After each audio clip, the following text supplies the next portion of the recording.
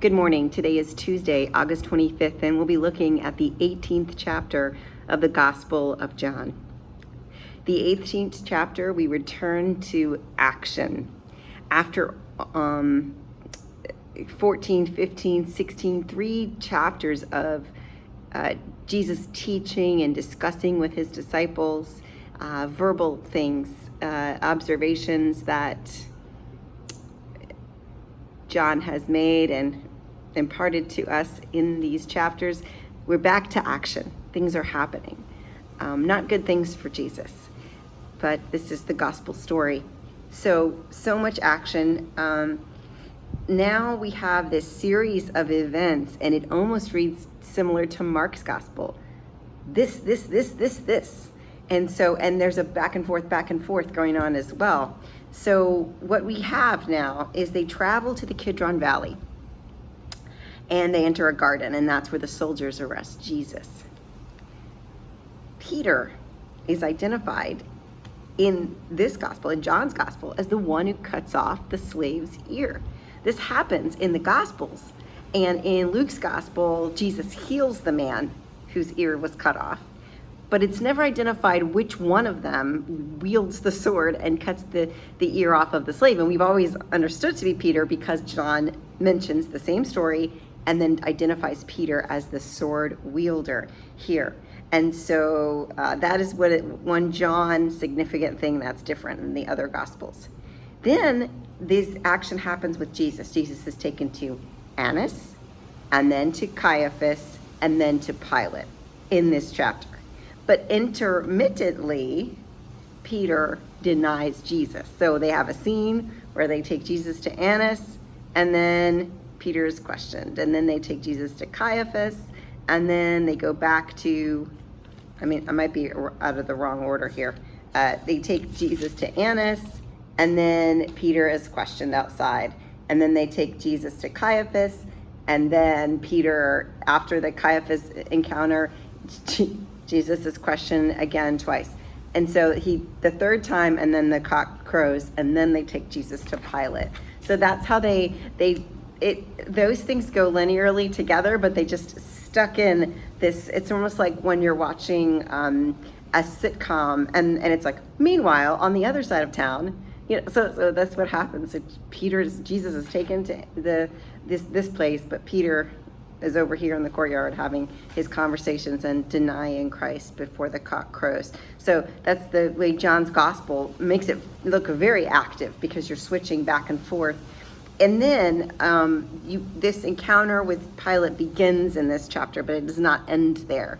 Pilate has a much bigger part. If this was a play, Pilate's part is much bigger in John's version of the gospel.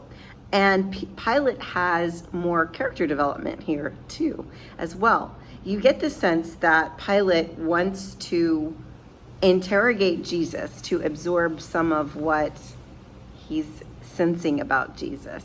Maybe the similar things to other people in power, like Nicodemus. That's a character we don't have in the other Gospels, but we do have in John.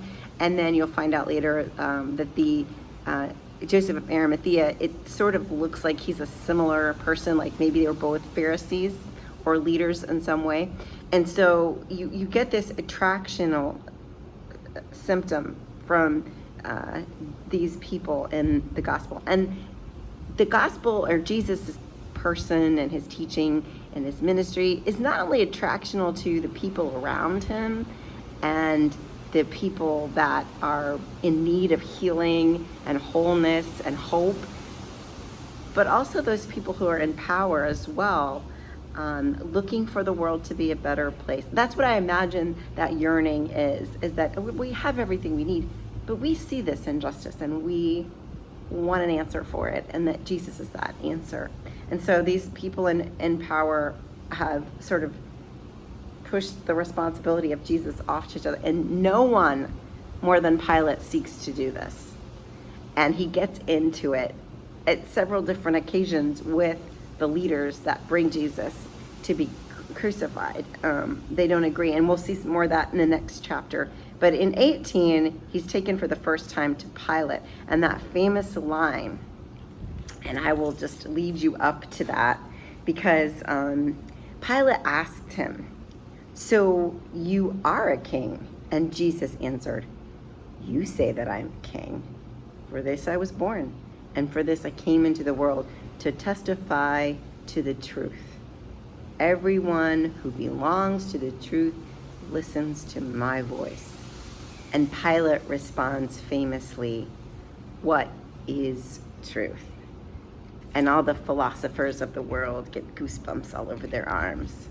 This is this larger question, rhetorical question perhaps, but maybe it's a question that Pilate really wants answered in his own heart. Like I said, he gets way more character development in John's gospel than anywhere else.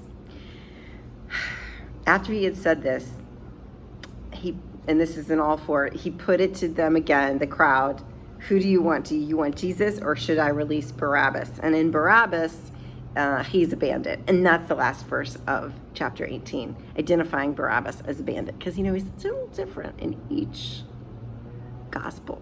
His character is, one time he's a thief, one time he's an insurrectionist, and one time he's a murderer, and then here he's a bandit. So this is Barabbas. Barabbas has the same name, but he's identified differently for his crime. And this is, to me, Pilate's first attempt to not crucify Jesus. But that's not the last.